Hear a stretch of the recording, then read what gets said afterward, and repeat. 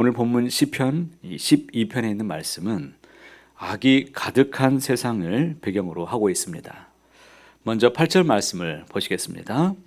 비열함이 인생 중에 높임을 받는 때에 악인들이 곳곳에서 날뛰는도다 라고 말하죠. 비열하다는 이 말이 무슨 뜻입니까?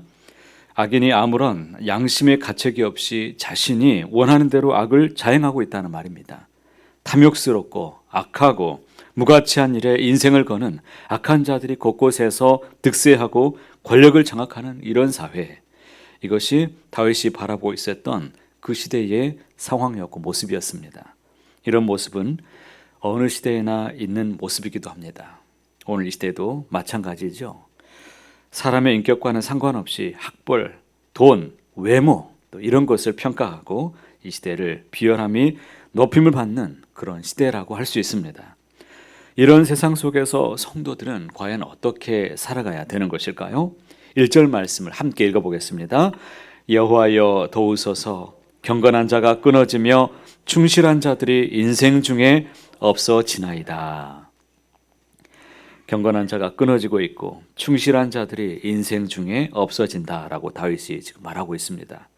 이 말씀이 의미하는 바가 무엇이겠습니까? 곳곳에 악인들이 판치는 세상 속에서 경건한 삶을 살아가려고 하는 사람들이 줄어들고 있다라는 것이죠. 그렇게 살아봐야 뭐 하겠어? 무기력하고 돌아오는 것은 조롱과 가난뿐이다라는 것입니다. 그래서 경건하게 믿음으로 살기보다 비열한 세상의 방식대로 살아가는 편을 우리 자녀들도 그렇게 보고서 자라고 그런 대로 살아갑니다. 충실한 자들이라는 이 말은 경건한 삶에 생명을 걸었던 사람들이라는 말이죠. 하나님의 언약을 신실하게 지키려는 사람들입니다. 그 삶이 전부인 줄 알고 최선을 다해 믿음으로 살아가는 사람들입니다. 그런데 그런 사람들이 점점 사라지고 있습니다. 주변을 보아도 자녀들을 키워도 다 경쟁이죠. 똑같이 살아가지 않으면 자녀를 어떻게 살려낼지, 어떻게 미래를 보장해 줄지 알 수 없기 때문에 똑같이 살아갑니다. 이런 삶을 중단하고 비열함이 판치는 세상을 그대로 우리 또한 답습하며 살아갑니다. 이런 모습은 어제 오늘의 일이 아닙니다. 시대를 달리며 세상은 늘 비열한 사람들이 득세해 왔습니다. 이렇게 비열한 사람들이 판치는 세상에서 경건한 사람들, 충실하게 믿음으로 살려고 하는 사람들, 어떻게 믿음을 지키고 살아갈 것인가? 우리 자녀들의 믿음을 어떻게 보존시켜 갈 것인가? 이것이 우리의 신앙의 과제입니다. 이런 세상에서 성도가 택할 수 있는 삶의 방식이 과연 무엇이겠습니까? 다윗은 그래서 이 시를 시작하면서 1절에 여호와여 도우소서라고 간구하고 있습니다. 여호와여 도와주십시오. 비열함이 판치는 세상 속에서 성도는 거룩한 삶을 살기 위해서 무엇을 선택하며 살아가야 됩니까? 하나님의 방식, 하나님의 이 하늘의 방식, 이것이 무엇입니까? 기도하며 나아가야 되는 줄 믿습니다. 하나님의 도우심을 구하는 것은 성도의 가장 큰 특권입니다. 우리가 하나님의 자녀이기 때문에 이 불의한 세상에서 살아가면서 기도하지 않고서는 성도는 살아갈 능력이 없습니다. 하나님이 주시는 공급하시는 그 능력을 얻기 위해서 기도의 자리에 더 가까이 나가야 될 것입니다. 내 힘과 능력으로 이 세상을 대적하며 살아갈 수 없기 때문에 3절에서 고백하기를 여호와께서 모든 아첨하는 입술, 자랑하는 혀를 끊으실 것이다 라고 말씀하십니다. 우리가 붙잡아야 될 것이 무엇입니까? 이 하나님의 약속의 말씀인 줄 믿습니다. 그래서 성도가 택할 수 있는 가장 중요한 삶의 방식은 기도함에 있는 줄을 믿습니다.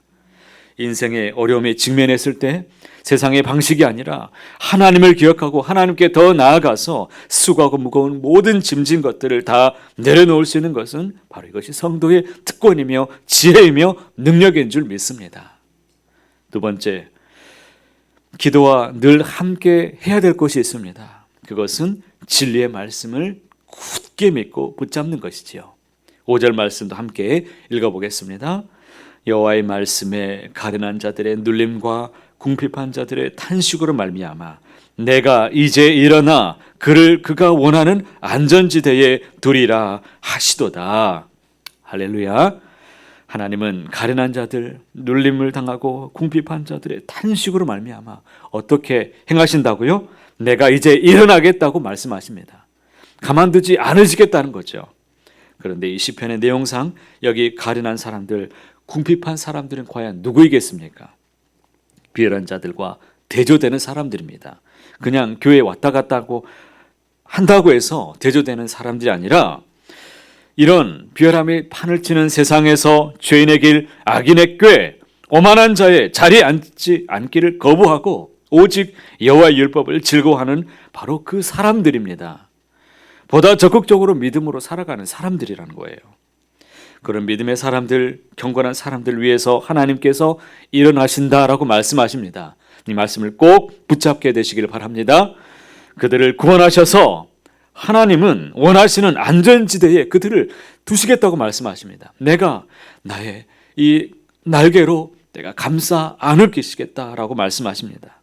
그러므로 비열함이 인생 중에 높임을 받는 이 세상 속에서 기도하고 말씀으로 쫓아가 살아갈 때 이 땅에서는 주님이 주시는 평안함을 온전히 누리게 될 줄 믿습니다. 영원한 안전지대로 우리를 하나님께서 인도해 주실 것을 굳게 믿습니다. 그래서 다윗은 여호와의 말씀은 순결하다 감탄하고 있죠. 6절 말씀에 여호와의 말씀은 순결함이요 흙도간 위에 7번 단련한 은같도다라고 선언합니다. 순결하다는 것은 섞이지 않는다는 것입니다. 불순물과 전혀 섞이지 않는다는 삶을 말합니다. 세상과 구별되어 살아간다는 것입니다. 그런 하나님의 말씀은 우리로 세상 속에서 살아갈 용기를 주고 힘을 더해 줍니다.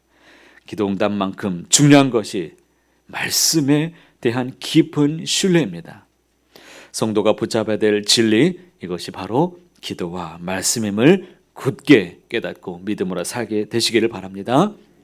그럴 때 7절 말씀과 같이 우리 또한 고백하게 될 것입니다. 함께 7절 말씀으로 고백해 보겠습니다. 여호와여 그들을 지키사 이 세대로부터 영원까지 보존하시리이다.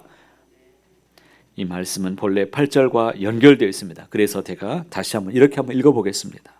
비열함이 인생 중에 높임을 받는 그때에 악인들이 곳곳에서 날뛰더라도 여호와께서 믿음으로 살아가는 사람들을 지켜주십시오.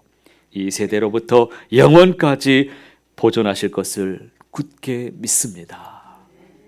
우리 자녀들도 하나님이 지켜주실 것입니다. 그러니 하나님 앞에 우리의 마음을 시시때때로 토해 넣으시길 바랍니다. 우리는 어떻게 마음을 지키고 믿음을 지키며 살 수 있겠습니까? 결국 다윗이 찾은 원리는 기본으로 돌아가는 것입니다. 하나님을 굳게 바라보는 것이었습니다. 기도하는 것이고 말씀에 오롯이 창념하고 말씀의 원리를 붙잡는 것입니다. 영원한 안전지대에 거하게 하시겠다는 말씀을 굳게 믿는 것입니다. 그러므로 사랑하는 성도 여러분, 우리가 살아가는 오늘 이 세상 속에서 충실한 자, 신실한 자가 되시길 바랍니다. 더욱 기도와 말씀으로 하나님을 의지하십시오. 하나님이 베푸시는 영원한 안전지대에 거하는 저와 여러분 모두의 삶이 다 되시기를 높으신 주님의 이름으로 간절히 소원합니다.